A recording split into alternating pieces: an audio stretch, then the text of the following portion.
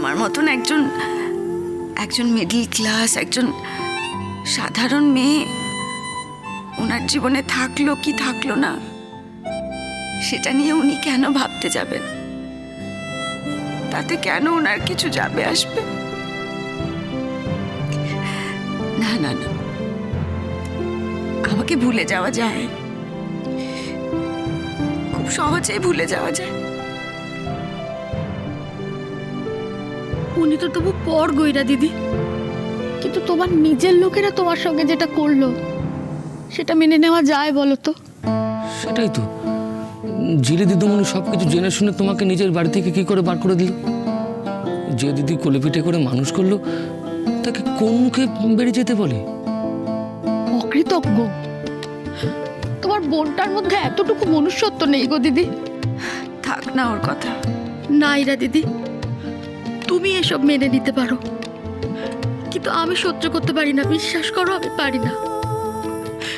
যার জন্য ওর বিয়ে হলো, ও শ্বশুর বাড়ি পেল, সংসার পেল, আজ তাকে এসে বাড়ি থেকে তাড়িয়ে দিল। তুমি দেখো ইরা দিদি, ভগবান এ পাপ কখনো সহ্য করবেন না। তুমি দেখো, ওর জীবনে কখনো সুখী হবে না। কাকুলি বৌদি, এরম ভাবে বলো না। ঝিলি ঝিলি আমার বাড়ি থেকে তাড়িয়ে দেয়নি, আমি নিজেই ও বাড়ি ছেড়ে চলে এসেছি। আমার ভালো চাইতে গিয়ে ওর খারাপ চেও না। ও তো ভুল কিছু বলে না, ও ও ভালো থাকতে চায়, সেটা আমিও চাই। আমিও চাই যে ও আর ব্রত মিলে খুব ভালো থাকুক, ওরা ওদের সব ভুল বোঝাবুঝি মিটিয়ে নিক। আর তাই তো আমি ওদের থেকে দূরে চলে যেতে চেয়েছি, যাতে আমার জন্য ওদের আর কোনো অসুবিধা না হয়। এই তো দেখো না, এখন তোমাদের এখানে এসছি, তোমাদেরও কত অসুবিধে হচ্ছে। ইরা দিদি, এই কথা একবার তুমি বলে ফেলেছো, আর কিন্তু কখনো আমাদের সামনে এমন কথা বলবে না। তুমি যদি না থাকতে, এই মাথা গোজার ঠাইটুকু হতো আমাদের। তোমার দয়াতেই তো এই জায়গাটুকু পেয়েছি বলো। দয়া কেন বলছো কাকুলি বৌদি? তুমি এতগুলো বছর নিজের মনে করে ভাইফোঁটা দিয়েছো, রাখি পরিয়েছো, আর সেই বোনের বিপদে আমি তোমাকে নিজের বাড়িতে নিয়ে এসে রাখতে পারবো না? ইরা দিদি, আমরা গরিব মানুষ, কিন্তু আমাদের মন গরিব না, ছোট না। তোমার কাজে যদি একটু লাগতে পারি তাহলে মনে করব পূর্ণ করেছি। যারা আমার নিজের মানুষ, যাদের সবচেয়ে কাছের ভেবেছিলাম যারা সারা জীবন আমার পাশে থাকবে, তারাই কেমন দূরে সরে গেল। আর যাদের কাছে কখনো কোনো প্রত্যাশাই করিনি, তারা এভাবে বুকে টেনে নিল।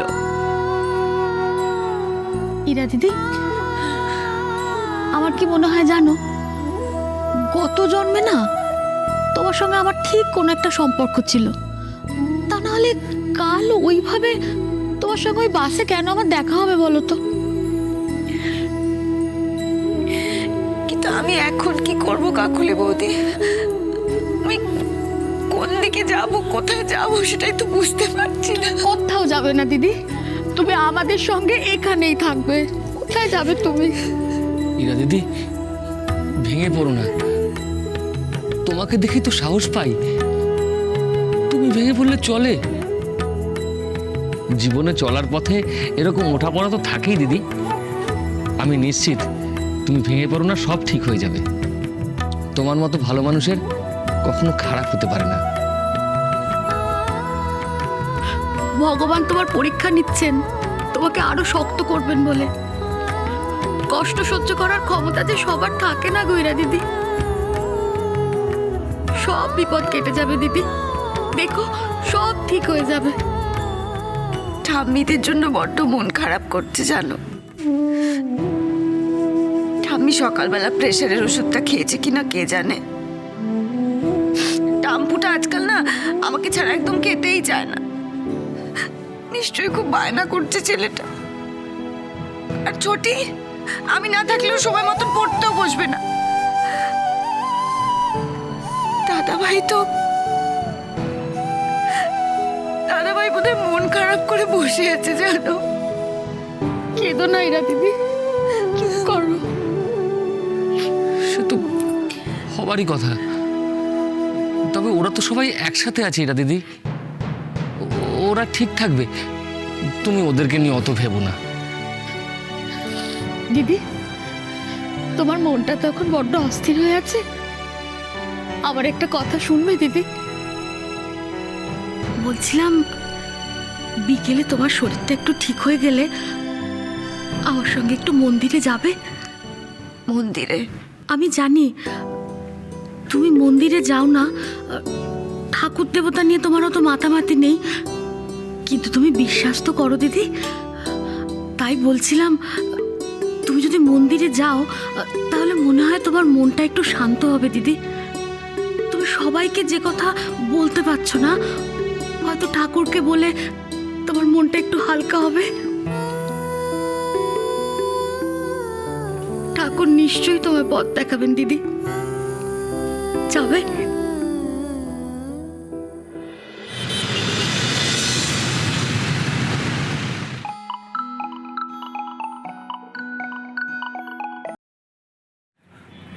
হ্যাঁ বল। ইরাদির কোনো খোঁজ পেলি? না রে, কোনো খোঁজ পেলাম না, কোনো খোঁজ পেলাম না। জানিস জানিস আমি সব জায়গায় খুঁজেছি, সব জায়গায় ইরাকে খুঁজেছি আমি, rail station, bus depot, everywhere. Ira কোথাও নেই, কোথাও নেই জানিস। বিশেষ করে পুরো একটা দিন তো কেটে গেল, আমি তো ইরাকে খুঁজেই পেলাম না। কি করবো এবার? সে কি রে? হ্যাঁ রে, হ্যাঁ ভাই, আমি কিছু বুঝতে পারছি না। আচ্ছা আচ্ছা বল তো, কোথায় পাবো ইরাকে কোথায় খুঁজে পাবো? বল। এরকমই হয় দাদাই, সামনে থাকলে আমরা মানুষটার কদর করি না, আর যখন আমরা তাকে চাই তন্ন করে খুঁজেও তাকে পাই না। একদিন ইরাদি কিন্তু তোর খুব কাছে ছিল দাদাই, সারা জীবনের জন্য তুই ইরাদির হাতটা ধরতে পারতিস, আর সেটা করলে আজ তোকে এই দিনটা দেখতে হতো না দাদাই, আমাদের ফ্যামিলিটা এইভাবে সাফার করতো না। তুই কি করবি সেটা ভেবেছিস? কি আবার করবো? এখানে কতক্ষণ ঘুরবো? মানে দেখছি, চল আমি বাড়ির দিকেই যাবো, রাখছি, চল। বুদ্ধদা, বুদ্ধদা, আরে কি গো, শুনতে পাচ্ছ না? কেন, কি হয়েছে? কিছু না, বলছি যে কালকে তুমি ইরা ম্যাডামকে খুঁজছিলে না? খুঁজছিলে তো? হ্যাঁ, পেয়েছো? আমার তাড়া আছে, আমি যাচ্ছি। ও দেখো, আরে আসল খবরটা না জেনে তো চলে যাচ্ছ। কত তারা কিসে তোমার জীবনে? শুনে তো যাও খবরটা। খবর? কি খবর? কি খবর? বলছি আরে বলো। বলছি, আরে শোনো তো, আমি আজকে সকালে ইরা ম্যাডামকে দেখেছি। এই কোথায় ইরা কোথায়? আস্তে আমাদের কাকলি বৌদি আছে না, হ্যাঁ। ওর বাড়িতে ইরা ম্যাডামকে নিয়ে যাচ্ছিল। এটা বলতে দৌড়ে এলাম, তুই শুনতেই না আমার কথা? কাকুলি বৌদির ওখানে ইরা আছে? Thank you. হ্যাঁ, আরে ও দাদা,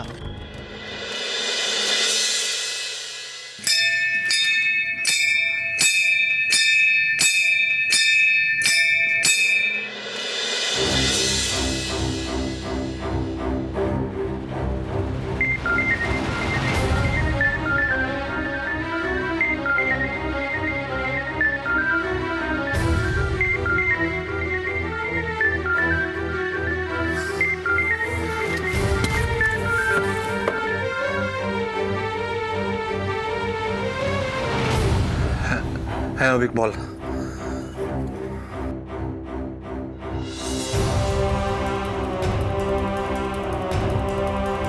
কি?